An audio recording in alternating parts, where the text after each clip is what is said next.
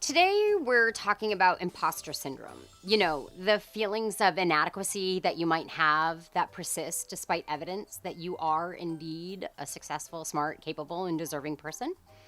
Imposter syndrome makes you doubt your own accomplishments and have a consistent fear that you will be exposed as a fraud. You are totally normal if you have these feelings. Almost everyone will experience this at some point in their career.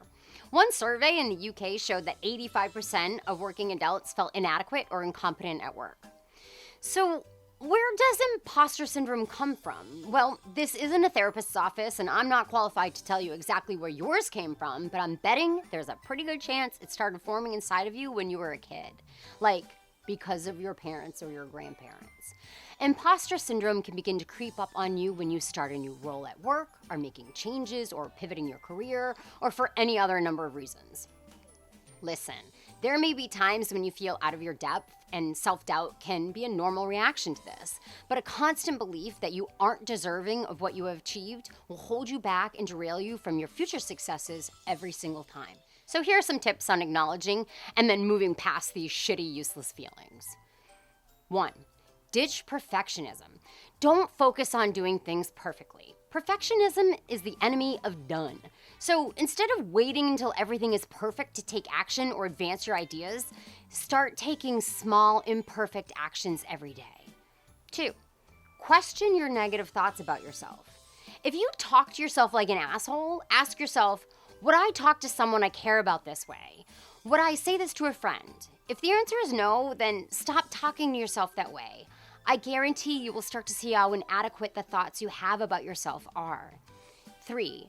Don't compare yourself to others. You will never be happy if you live your life in the middle of a comparison game. This is a breeding ground for your imposter syndrome. And 4. Don't let it stop you. If 85% of adults have these feelings, acknowledge that this happens to everyone. These feelings will creep up from time to time, but that does not give you an excuse to give in to those feelings. Remember, if you feel like an imposter, it means that you are working on your success. You are pushing yourself out of your comfort zone, and you are aiming to be better. You are not advancing your career and imparting positive change because of luck. This isn't luck. It's hard work, and you deserve to reap the benefits of it. So next time those imposter syndrome feelings creep up, acknowledge that it is happening and then remind yourself that you are not about to limit the courage that you have in yourself or the belief you have in your abilities. Question of the day, cake or pie? The answer is always cake. Who the fuck likes pie? It's always cake. Pie sucks. I don't know, it was like, I want Thanksgiving cake. I don't want a Thanksgiving pie.